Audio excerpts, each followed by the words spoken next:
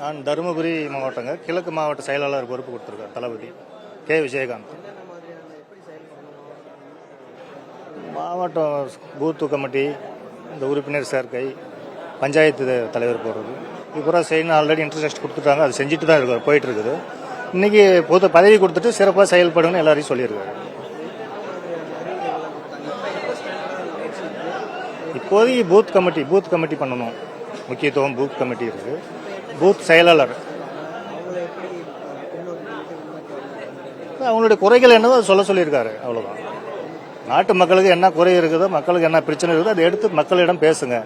அதை பேசி ஓட்டு கேளுங்க, பேசி பிரச்சாரம் பண்ணுங்க. 2026 நம்ம ரெடி ஆகணும், அதுக்குள்ள வேலையை பார்க்க சொல்லியிருக்கேன். நான் ராமபுரம் மாவட்டத்தில் கம்பெனிலேருந்து வந்திருக்கேன். எனக்கு பார்த்தீங்கன்னா தமிழக வெற்றி கழக தலைவர் எனக்கு ராமபுரம் மேற்கு மாவட்ட கழக செயலாளர் பதவி கொடுத்துருக்காரு. நாங்கள் இப்போ எல்லாருமே அந்த பதவியோட அங்கீகாரம் தளபதி எங்களுக்கு கொடுத்துட்டாரு.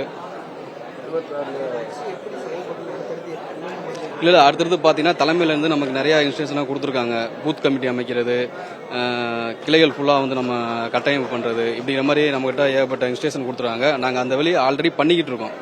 இப்போ இல்லை, ஏற்கனவே பண்ணிக்கிட்டு இருக்கோம். நாங்கள் இன்னமும் வேகமாக பண்ணி நாங்கள் அந்த கட்டமைப்பை முடிச்சு தளபதி சொன்ன மாதிரி அந்த பூத் கமிட்டி மாநாடை விரைவில் தளபதியோட அனுமதியோட அந்த பூத் கமிட்டி மாநாடு பெருசாக நடக்கும். அதோட கட்டமைப்பை நாங்கள் சீக்கிரமாகவே எல்லாம் முடிச்சிருவோம். அந்த மாதிரி தான் போயிட்டு இருக்கோம். தளபதி வாழ்க, தமிழக வெற்றி கழகம் வாழ்க. 2026 தளபதி தான் ஆட்சி அமைப்பாரு. அதுல எந்த ஒரு மாற்றமும் இல்லை. தளபதி வாழ்க.